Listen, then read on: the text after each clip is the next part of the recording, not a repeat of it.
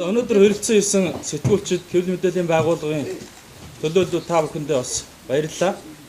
Өнөөдөр ардсан намын шинжилгээ хөдөлгөөн мөн одоо ардсан намын дүүргүүдт иргэдийн хурлын төлөөлөгч залуучдын холбооны байгууллага, намын одоо дунд шатны байгууллагын тодорхой удирдлагууд болон энэ ардсан намыг шинжлэх хүсэл зоригтой дуу хоолойгоо нэгтгэж байгаа энэ залуучууд хөдөлгөөнөөс та бүгддээ бас ардсан намыг шинжлэх төр хороо байгуулж байгаа тухайга мэдээлэл өгөхөөр цуглуулсан юм аа. Тэгэхээр юуны өмнө хэлэхэд бол зөвхөн өнөөдөр сонгуулийн үр дүнг хараад намын сонгуулийн үр дүнгээс шалтгаалж намын шинжлэлийн хөдөлгөөн ч юм уу нам шинжлэх тухай асуудал босч ирээгүй. Жил 3 сарын өмнөөс ардсан намыг шинжлэх хөдөлгөөн гэж байгуулагдсан. За удаа дараа бол баярын уралдаанч тэр албан бичгээрч тэр энэ намд шинжил хэрэгтэй. Энэ нам бол бас одоо байгаа алдаа тутагслуудаа засах ёстой гэдэг энэ байр суурийг илэрхийлсээр ирсэн. Тэгээ өнөөдөр сонгуулийн одоо дараа бид бол энэ нам заашгүй шинжлэх шаардлагатай байна гэдэг дүгнэлтийг бол ард түмэн ч гэсэн хэлж өгсөн гэж үзэж байгаа. Тэгээ өнгөрсөн сонгуулийн хугацаанд бол намын шинжилгээ ажлыг түр орхисон байсан. Намын сонгуулийн үр дүн, намын дотоод эв нэгдлийг гэдэг одоо хангах үүднээс бол намын шинжилгээ ажлыг түр зогсоогоод байсан. Одоо ингээд нам болоо шинжлэх ажил бол илүү өргөн бүрэлдэхүүнтэйгээр үргэлжлэж байгааг бас та бүгдтэй хэлэхэд дуулгамаар байна. Тэгээ мэдээлэл ардсан намын шинжлэх төр хорооноос гарч байгаа мэдээллийг та бүгдтэй танилцуулъя. Мэдээлэл ардсан намыг шинжлэх төр хороо байгуулах тухай. Ардсан намын нийт гишүүд дэмжигчтэй Монголын ард түмэн өмнөх сонгуулиар ардсан намд итгэл хүлээлгэж улсын их хурлд олуулаа болгож өгсөө. Улмаар манай намын сонгогчдын дэмжлэгийг нэмэгдүүл олон сайн ажлыг санаачлан эхлүүлсэн. Улс орон дээр их бүтээн байгуулалтыг өрнүүлж, нийслэл шиг болох эхлэлийг тавьсан гэд олон ажлыг нэрлэж болно. Харамсалтай нь нам дамсан эдийн засгийн бүлэглэл, намын доторх праг цоронлын утга учиргүй зөрчилдөөндөө хит автан өөрсдийн байгуулсан засгийн газар огцруулж 1996-аас 2000 оны гашуун түүхээ давтсан. Мөн алсын хараагүй шийдвэрүүд гаргаж, жирийн шудраг гишүүдийнхээ дуу хоолойг боож, үнэт зүйл зарчмуудаа уландаа гიშгсэн. Ёс зүйгүй гишүүдийн дүрмгүй тоглолтыг дэвэргэн улс төрийн алдаатай бодлого явуулсан удирдлагуудын байр суурь зэрэг нь намын нэр хүндийг ихээр унгаж энэ удаагийн улсын их хурл болон аймаг нийслэлийг сонгуул ардсан намыг ялгад төлөллөө. Ардсан намын шинжилгээ хөдөлгөөн дээрх байдлыг жил 3 сарын өмнөөс ардсан намын одоогийн удирдлагуудад анхааруулж баярын хурал дээр дооцсон хүргэж хүртэл шүүмжилж байсан. Удаа дараагийн шаардлагуудыг хөргүүлж байсан. Гэвч тухайн үед эрхэм мэдэл тойрон хөрөлгчдийнхээ магтаал хит автсан намын удирдлагууд алдаа дутагдлаа ойлгохгүй явсаар ийм байдалд хүрлээ.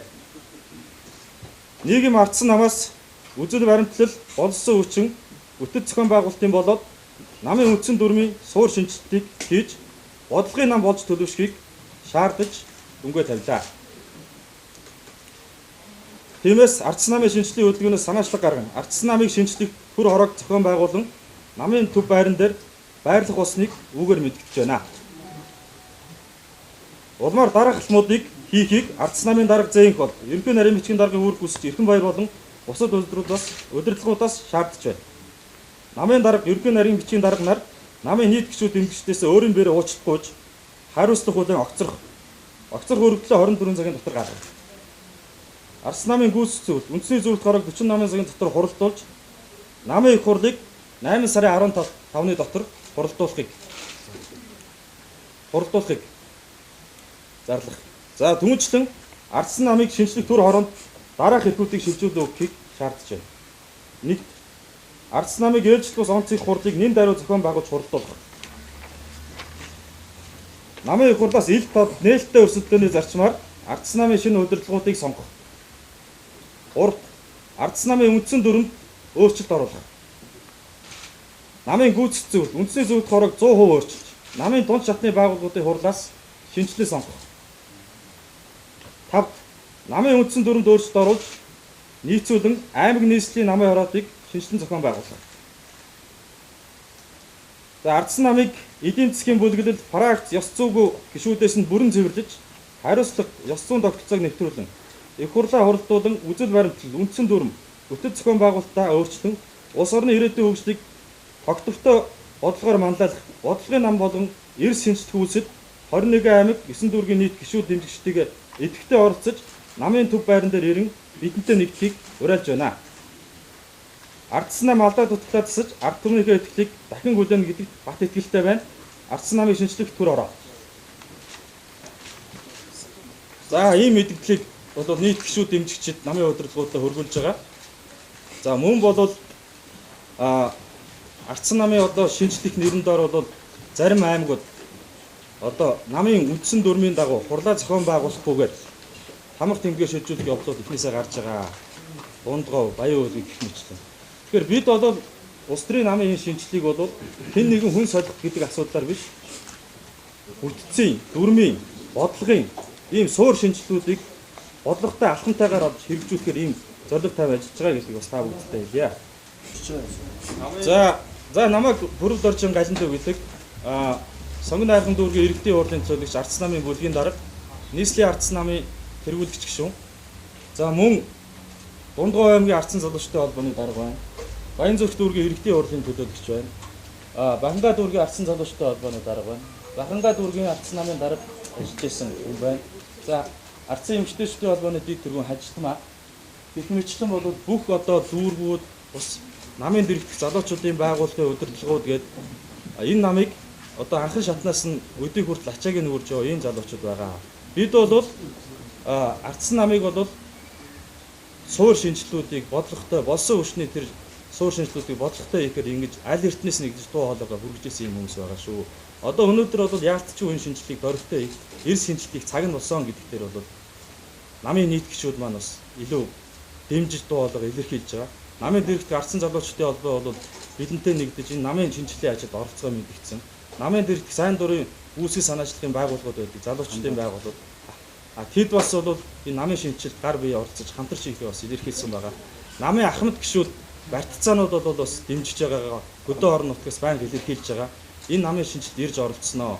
Ер нь энэ намын шинжилтийг бол бүх гишүүдийн маань оролцоог хангасан энэ илүү өргөн бүрэлдэхүүнтэй төлөөллөөр бол бодлоготойгоор хийнэ гэдгийг бас та бүгдээ бас албан ёсоор мэдэгдэе.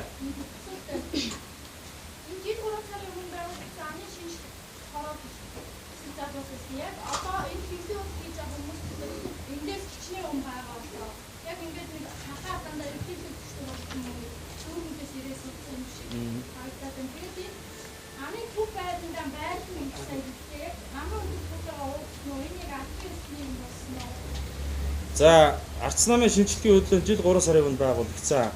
Тэр хөдөлгөөнийг удирдах исэн удирдах бүрэлдэхүүн хөрөн бүрэлдэхүүнээр энэ төр хороонд байгаа. Мөн одоо дүүрэг залуучдын холбоо зэрэг хариуцлагатай албан тушаал ашиж байгаа орон нутгаас байгаа төлөөллүүд бол бас нэмэгдэж орсон байгаа гэдгийг хэлмээр байна. Намын төв байранд байрлах асуудал дээр бол удирдлагуудаас ямар нэгэн зөвшөөрөл авах шаардлагагүй гэж үзэж байгаа. Энэ угаасаа энэ олон нийтийн намын өөрийн өмч, өөрийн байр учраас ардсан намын гишүүд эндээ үйл ажиллагаагаа явуулж эвлэлтэн нэгдэж зохион байгуулалтанд орж явах нь бол хэн нэгнээс зөвшөөрөл авах шаардлагагүй асуудал гэж хэлмээр. Давхар ганцхан Сайрын шүүсүүд өөр ямар хариуцлага байна? Юун дээр гинэ?